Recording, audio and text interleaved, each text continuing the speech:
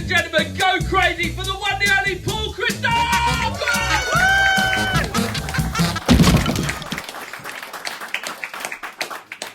Hello. Hello. I've only got 2 jokes, so let's get them out of the way. Joke number 1. I used to be a brain surgeon, but I got struck off because I got confused with cauliflowers and brains. I turned one half of my patients into vegetables, and the other half into a thinking man's garden.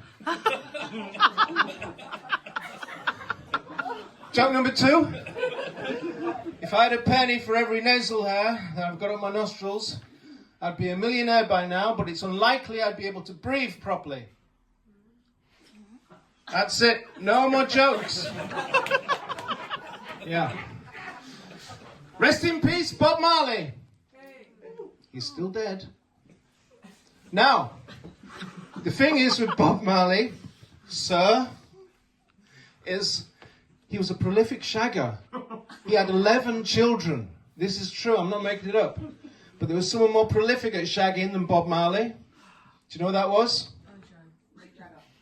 No, not even close. You. No, I wish.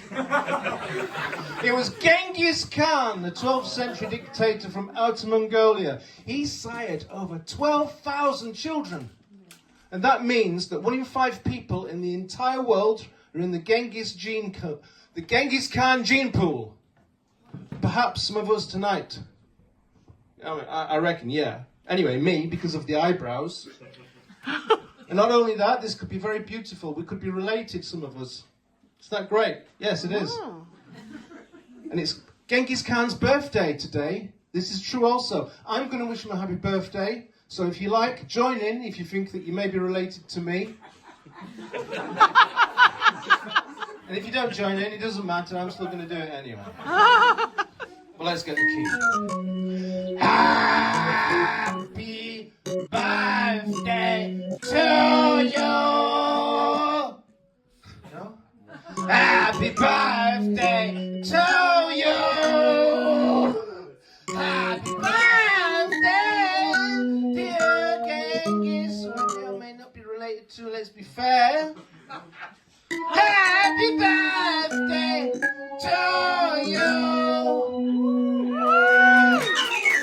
Thank you for your energy, that was beautiful. But let's remember, he was a cunt. Have you heard that phrase? I've finished that bit now. Have you heard that phrase that if you leave a typewriter in a room with a chimpanzee, then he'll type out, for long enough, he'll type out the entire works of William Shakespeare? Apparently, yeah, it's true. I wanted to find out. So 12 years ago, I broke into London Zoo, and I left a typewriter in the chimpanzee section. And yesterday, I broke in to see what they've come up with. And here it is, to see if that phrase is true. If you're reading what I put, you may be weeing on your foot. It rhymes. But it wasn't in Macbeth, was it? So that phrase is bollocks. There you go. Okay, I know what you're all thinking. You're all thinking, what would happen if a seagull flew in now, a lone seagull? How would we all deal with this drama? Well, I know, because I'm not just a comedian. I'm a trained seagull botherer. This is what you do, okay? If you're in this, if it happens to you at home, it could happen. It's Margate, for fuck's sake.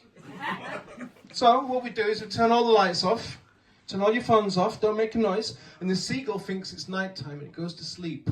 Flies in, boop, boop, boop, boop, boop. There it is. There's the seagull. That's where I come in. You phone me and I turn up with my little orange bag.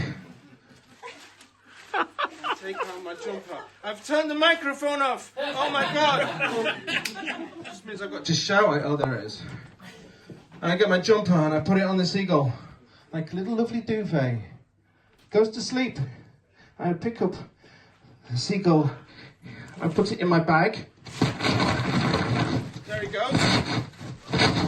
And I take him home. and I add him to my other collection of seagulls that I live with. That's what you do. Great. Now, are there any Buddhist monks in the audience? Yes, there's one. I hate Buddhist monks. I had this friend called Gary who was a Buddhist monk. The thing is with Buddhist monks is you can never win an argument with them. He says, "Hello, Paul, how are you today?" And I said, "Well, actually, Gary, I can't pay my rent this month. I'm a bit stressed out." "Never mind that. At least you've got your health." "But actually, Gary, I haven't because I've got a dodgy arm. Look at it." And he says, "Well, at least it hasn't fallen off yet." And I, "Well, actually, Gary, it's riddled with gangrene and it's going to be surgically removed tomorrow." He says, "Well, never mind that. At least you're not dead." "Well, actually, Gary, I've got a terminal illness and I've got 3 months to live." And he says, "Well, never mind that. If you do die, then..." "Well, you will die, obviously. When you do die, you could come back as a frog." He's a Buddhist monk, yeah? Reincarnation. So, "But Gary, what if I come back as a worm? And what if the frog eats the worm?" "Well, never mind that.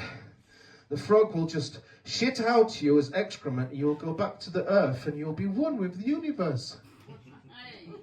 See what I mean? You can't win an argument with these bastard Buddhist monks.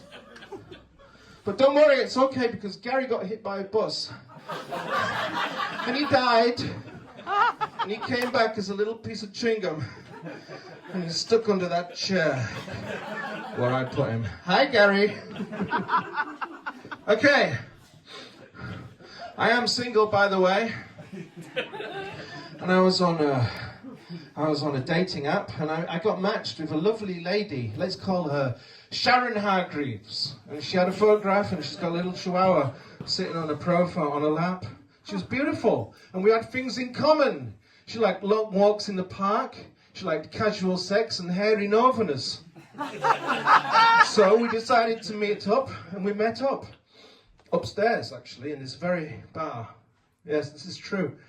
But it turned into a bit of a nightmare. She turned up with a little chihuahua. Let's call him Toto. And she disappeared to the toilets for over 20 minutes. And Toto came over, and he just looked at me, and then he just started humping my leg. And I was trying to get him off, but he was growling at me, so I thought, okay, just let him do his business. So he just left a mess on my trousers. And then she came out, Sharon, and she picked up little Toto and she went out and said, "But Sharon, what about our date?" And she said, "What about our date? There was no date. I just hook up my little dog Toto with strange guys when he feels randy." And she said, "She thinks nothing of you. You're just a bit of rough." That was a joke. All right? All right, I am still single, by the way, if anybody out there is interested. I was at home the other day watching my favourite programme, Married at First Sight, Australia, and there was a knock on the door. It was a TV detector man. I don't have a TV licence, so I started to panic. Ooh. What shall I do? I turned the telly off, I got the remote control, I stuck it with my bottom. I let him in, he couldn't get the TV to work. I won over the man. Yes, thank you. He fucked off. Only problem is I've not been to the toilet for over 3 weeks. It's still stuck up there. But with all your help tonight, ladies and gentlemen, maybe we can unlodge it. Yes? Are you going to help me? Because I really want to go to the toilet. Okay, I want you all clap your hands and go poo, poo, poo, poo, poo, poo, poo. Okay, here we go. Woo! Ah! Whoa! Oh! Hey! There it is! It's the remote control. Thank you. The sweet smell of comedy. And finally, last joke, I promise. You've heard that phrase, "I'm not trying to teach you how to suck an egg."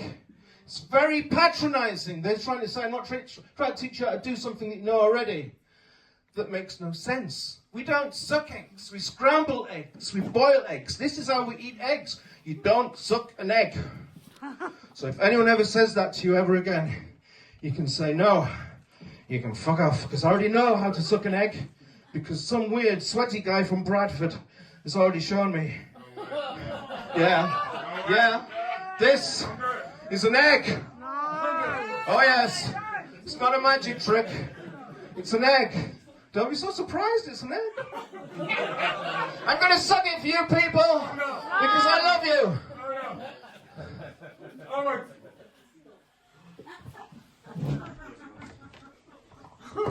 One more.